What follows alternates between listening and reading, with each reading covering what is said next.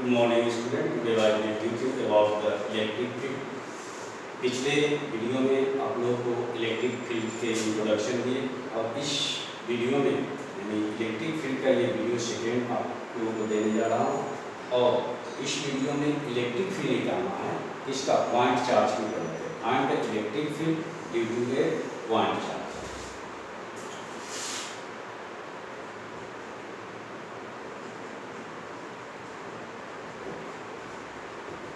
Electric field due to a point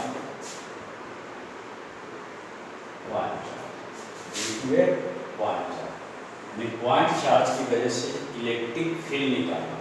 मान लो कि कोई पॉइंट ए पर कोई पॉइंट एनी पॉइंट ए पर हमने चार्ज की लिया और इस पॉइंट पर यानी पॉइंट पी पर क्यू नॉट चार्ज लिए और दोनों के बीच का डिस्टेंस क्या है, आर है।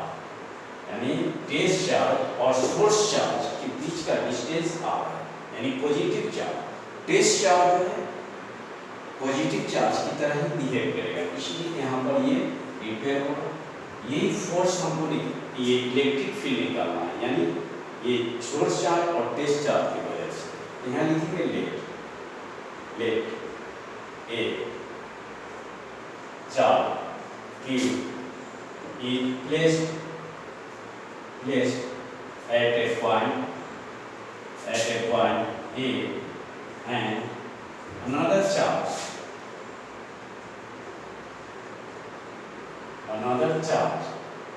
Q naught क्या है, ये टेस्ट चार्ज है।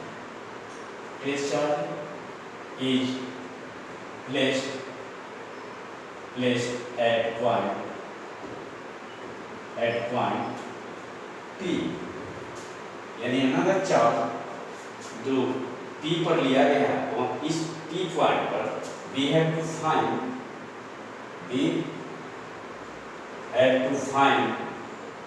electric field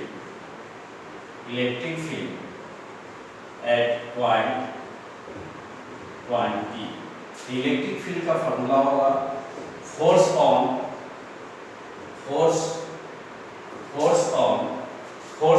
point charge by Q not. यानी फोर्स क्या होगा, यानी फोर्स को हमने यहाँ पर एफ लिया है जो क्यू नॉट है चार्ज, यानी क्यू नॉट चार्ज क्या है, टेस्ट चार्ज का। यही टेस्ट चार्ज एक्सपीरियंस करेगा, ऑब्जर्वर के रूप में ये काम कर रहा है कि ये इस चार्ज के चारों तरफ एक इलेक्ट्रिक फील्ड क्रिएट हो रहा है, जो कि ये इफेक्ट इस चार्ज पर यानी क्यू नॉट चार्ज पर ये दिखा रहा है। तो इसी के वजह से हम लोग इलेक्ट्रिक फील्ड निकाल रहे हैं, यानी इस चार्ज की वजह से, क्यू नॉट चार्ज की वजह से, यानी क्यू नॉट चार्ज जो है इसको ऑब्जर्व कर रहा है क्या, टेस्ट चार्ज के रूप में, यानी इसको ऑब्जर्व कर रहा है। ये कहते हैं इफ कूलम्ब्स फोर्स के अनुसार मान लो कि दोनों चार्ज के बीच यहाँ पर हम फोर्स क्या निकाल सकते हैं, कूलम्ब्स फोर्स के अनुसार Q naught by R square, यानी कूलम्ब्स फोर्स के अनुसार ये निकाल सकते हैं। इसका वैल्यू हम यहाँ पर पुट कर सकते हैं Q naught by R square by Q naught. तो ये क्यू नॉट से क्यू नॉट ये कैसे, क्यू नॉट से क्यू नॉट ये कैसे, और यहाँ पर आपका वैल्यू आ जाएगा क्यू बाय आर स्क्वायर, यानी आपका वैल्यू इलेक्ट्रिक फील्ड का वैल्यू कितना है, क्यू बाय आर स्क्वायर। अब एक क्वेश्चन के द्वारा समझाते हैं कि किसी दो चार्ज की वजह से इलेक्ट्रिक फील्ड कैसे जीरो होगा, उस पर एक क्वेश्चन करके राइट डाउन, वीडियो को पॉज करके आप लोग लिखें।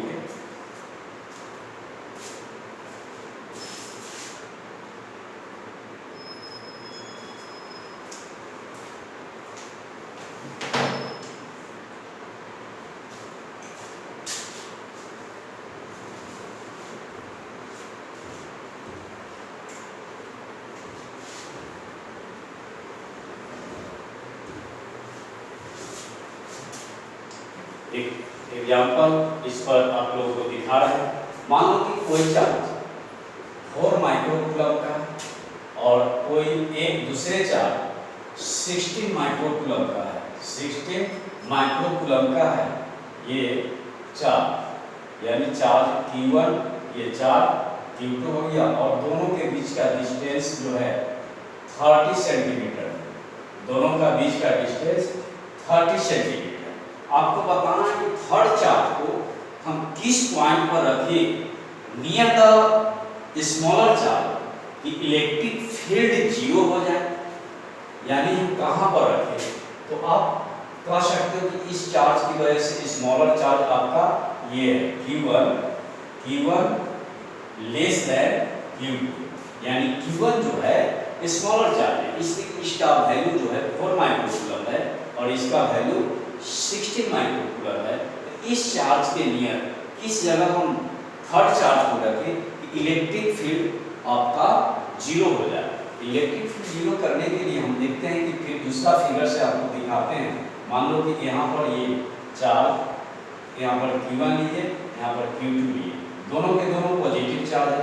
मान लो कि इस पॉइंट यहाँ पर पॉइंट लेके इस चार्ज के टेस्ट चार्ज हम कहीं भी रख करके हम देख सकते हैं, यानी यहाँ पर ये चार्ज रखें, थर्ड चार्ज पर मान लो कि यहाँ पर हम रखते हैं, यहाँ पर रखते हैं, ये चार्ज जो है इधर रिपेल करेगा, ये चार्ज यहाँ ये फोर्स लगाएगा तो रिपेल करेगा, ठीक ना। तो इसके बीच का डिस्टेंस जो है 30 सेंटीमीटर है। रिपेल जब करता है यानी इलेक्ट्रिक फील्ड किसी पॉइंट पर जीरो होने के लिए, मान लो कि पॉइंट हमको P पर जीरो करना, तो दोनों का डायरेक्शन, मान लो कि एक का इलेक्ट्रिक फील्ड E1 का डायरेक्शन इधर और E2 का डायरेक्शन इधर, यानी एक दूसरे का डायरेक्शन जो है अपोजिट होना चाहिए। यहाँ तो दोनों का डायरेक्शन वो इधर है, लेकिन यहाँ पर ये नहीं हो रहा, दोनों का डायरेक्शन एक इधर है तो एक इधर है। तो ऐसे इस तरह से हम लोग नहीं लेंगे, इस तरह से केवल 80 पर ये होना चाहिए, तब जाकर के यहाँ पर आपका इलेक्ट्रिक फील्ड जीरो होगा। मान लो कि यहाँ पर पॉइंट लेते हैं, पॉइंट एक P है, तो यहाँ पर आपका इलेक्ट्रिक फील्ड जीरो नहीं होगा। यहाँ मान लो कि पॉइंट Q लेते हैं, फिर ये क्या करेगा कि ये रिपेल करेगा, ये रिपेल इस तरह से करता होगा, आपका ये E1 हो जाएगा, ये E2 हो जाएगा। अगर यहाँ पर हम रखते हैं चार्ज को, यहाँ पर रखते हैं तो ये रिपेल इस साइड करेगा। यहाँ ध्यान से देखना, ये चार्ज E1 यानी Q1 जो है पॉइंट यहाँ Q0 चार्ज है, यहाँ पर भी Q0 चार्ज रख के देखें, और यहाँ पर ये रिपेल करेगा इस डायरेक्शन में। ये भी चार्ज Q2 जो है इसी डायरेक्शन में, तो ये E2 ले लिए, तो ये भी तो इसका डायरेक्शन सेम है, सेम डायरेक्शन है, तो E1 प्लस E2 अपोजिट होना। मैंने बताया कि ये जीरो होने के लिए किसी पॉइंट पर इलेक्ट्रिक फील्ड का जीरो होने के लिए दोनों का डायरेक्शन एक दूसरे के अपोजिट होना चाहिए। फिर पॉइंट हम ये भी आपका, यहाँ पर भी आपका इलेक्ट्रिक फील्ड जीरो नहीं होगा, यहाँ पर भी जीरो नहीं होगा।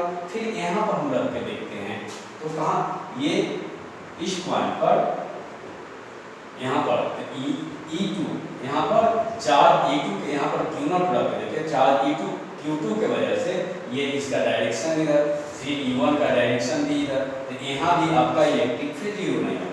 अगर यहाँ पर हम रख कर देखते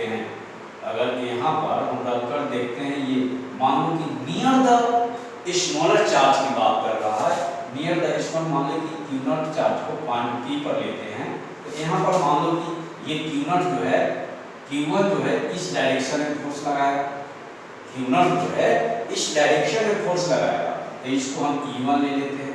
ये Q2 जो है इस डायरेक्शन में फोर्स लगाएगा, तो ये E2 हो गया। यहाँ पर जहाँ पर ये जीरो हो जा रहा है, यहाँ से हमने डिस्टेंस x मान लिया, तो इसका डिस्टेंस कितना हो जाएगा, यहाँ से यहाँ तक तो 30 लिया है, तो ये 30 माइनस x हो जाएगा। यहाँ से यहाँ तक डिस्टेंस इसका 30 माइनस x है। अब हम निकाल सकते हैं कि E1 राइट डाउन,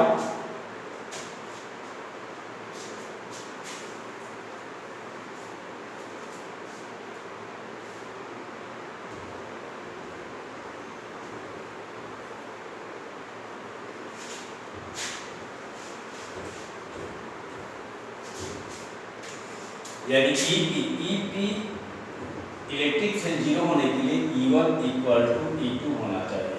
अभी इलेक्ट्रिक फील्ड निकालने का फॉर्मूला आप लोगों को पता है कि KQ बाई आर स्क्वायर, यानी KQ1 by R square, KQ2 by R square, दोनों का वैल्यू आपका दिया हुआ है और डिस्टेंस भी दिया हुआ। एक का हमने ये के से के कैंसिल हो गया। Q1 का वैल्यू आपका 4 माइक्रोकूलम है। R का वैल्यू यहाँ पर दिया हुआ है R1 मानो, इसको R2 मानो, तो ये x² है। यहाँ पर Q2 का 16 माइक्रोकूलम है और यहाँ पर ये 30 माइनस x है, 30 माइनस x का होल स्क्वायर है। तो यहाँ पर 4 4 जा 16 होगा, ठीक है। तो इसको हम इधर ले आते हैं, 30 माइनस x का whole square upon x square equal to 4। यहाँ पर इरेज कर रहे हैं, आप लोग वीडियो को पॉज करके लिखें।